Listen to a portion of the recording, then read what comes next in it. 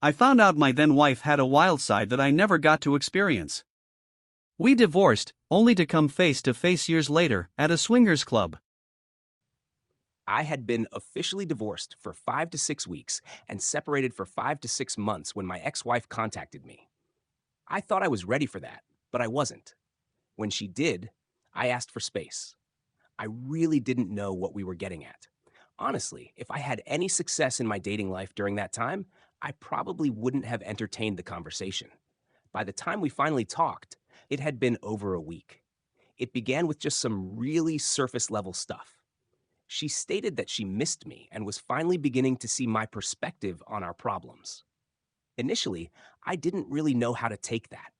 I decided I wasn't going to be the first to talk. I had talked a lot at the end of our marriage and was met with stonewalling, gaslighting, and minimizing. I was more interested if she really had come to a revelation. It wasn't until the third day that we finally had a real deep conversation.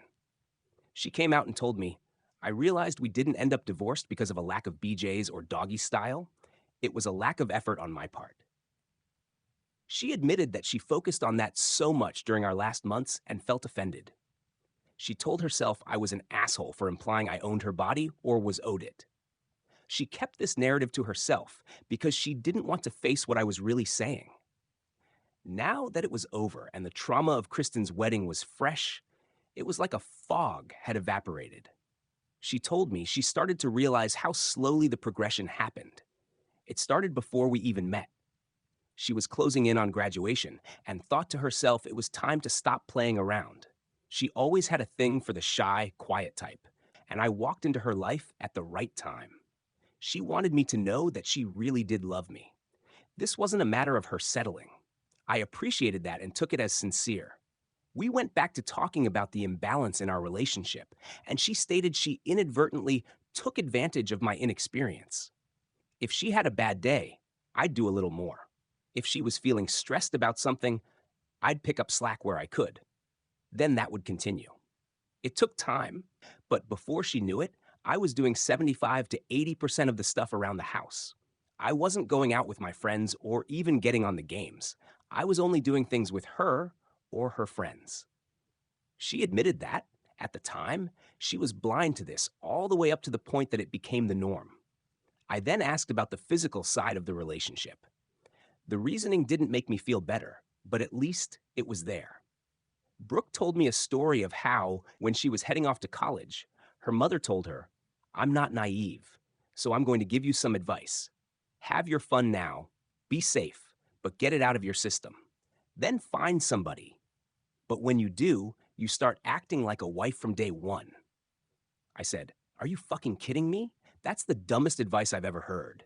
She realizes that more now. She even thought that at the time she got it, but after meeting me and seeing my obvious lack of relationship experience, it kind of crept into her. She thought, I need to take it slow with him, not scare him off, minimize my experience. Then, just like the other aspects of our life, it grew into complacency. I was feeling good about this conversation. I knew we had a lot more to discuss, but it was going in the right direction. Maybe there was something that could be revived. Then she asked me about my dating life. After I answered, she seemed to regret the question, probably because she knew it was going to be asked back. I hadn't heard much about the wedding up to that point, other than that it was a disaster. She and Kristen were no longer friends, and she didn't want to talk about it. When it got to the part about Chris, it was hard to hear. I did ask how she behaved during that week, and she said, uninhibited. It wasn't a deal breaker, but I once again needed time to process and evaluate my own feelings. I thought I had my mind ready, but the conversation was short as she wasted no time letting me know about the pregnancy. That was a deal breaker. We both knew it was done at that point. I told her goodbye for the last time. 2 weeks went by, and I was still evaluating my life. I was about to turn 30 and didn't want my next 30 years to resemble my first 30. I had been doing the hard emotional work, learning about communication and relationships for over a year at this point. I had given up every relationship I had, at every step, my whole life. I gave up my friends, all of them, after the pool incident. I made a few new ones, then didn't keep in touch after I left for college. I did the same thing again when college ended. I finally said yes to going out with my coworkers, only to cut them off when Brooke came into my life. Now she was gone too, and the only meaningful relationship I still had was with my parents. This is what I needed. I needed to connect with people. I didn't feel the fear and insecurity I had always had. It was time to take real steps to build real connections, whether that be romantically or just friends. I had to admit to myself that ever since my therapist gave me that book on ENM, it had been sitting in my mind, just occupying a spot in the back. I made the decision this was my new path. I did some research and put my app focus into Tinder, OkCupid, and Field. It took months to get a meaningful match, but I kept improving myself in that time.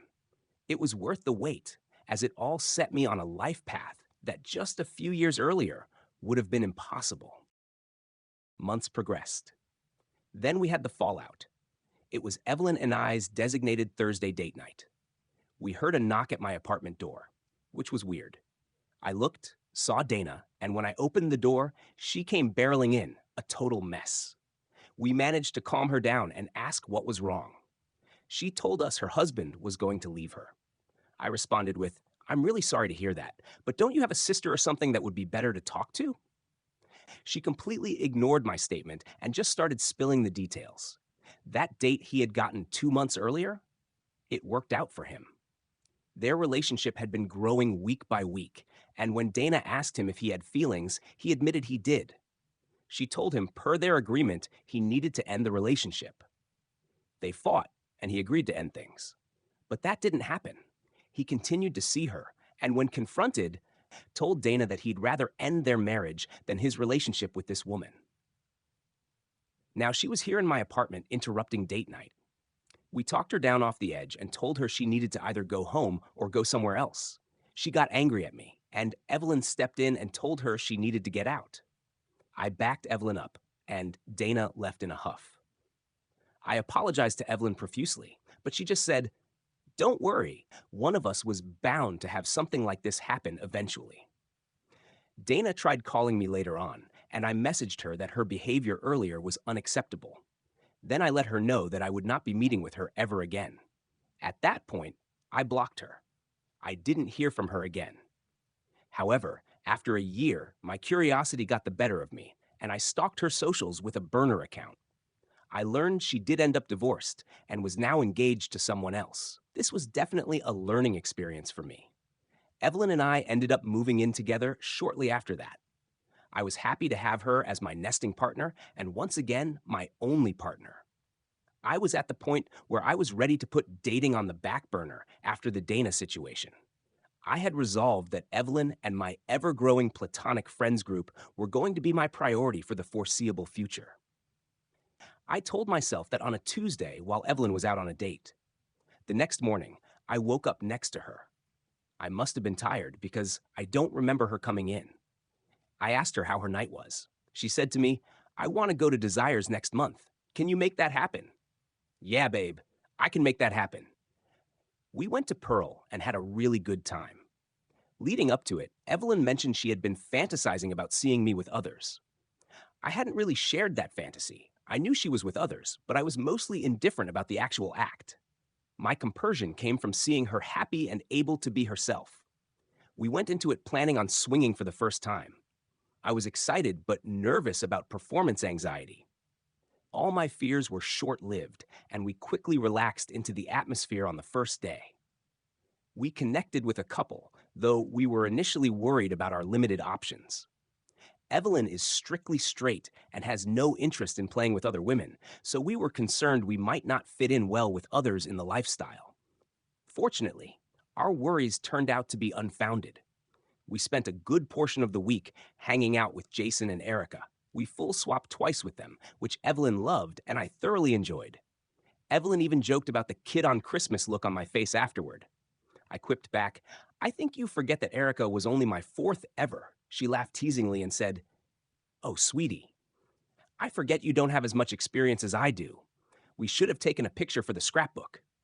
I replied, "Very funny." It was quite a revitalizing trip, and most of the time we spent getting physical was just with each other. Evelyn had a solo hookup on day 4 when I had a bit too much to drink and told her to enjoy the night alone while I slept it off.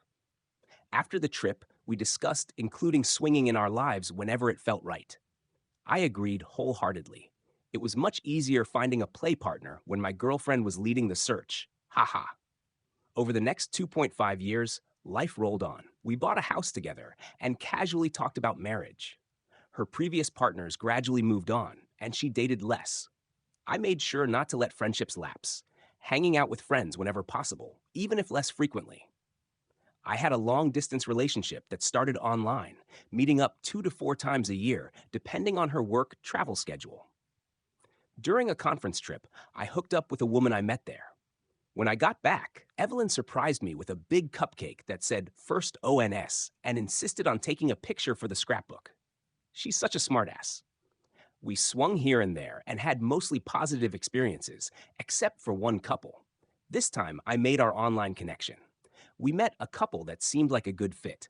Evelyn joined the conversation later and agreed they matched our vibe. We discussed boundaries, making it clear Evelyn wasn't bi and we were open to full swap.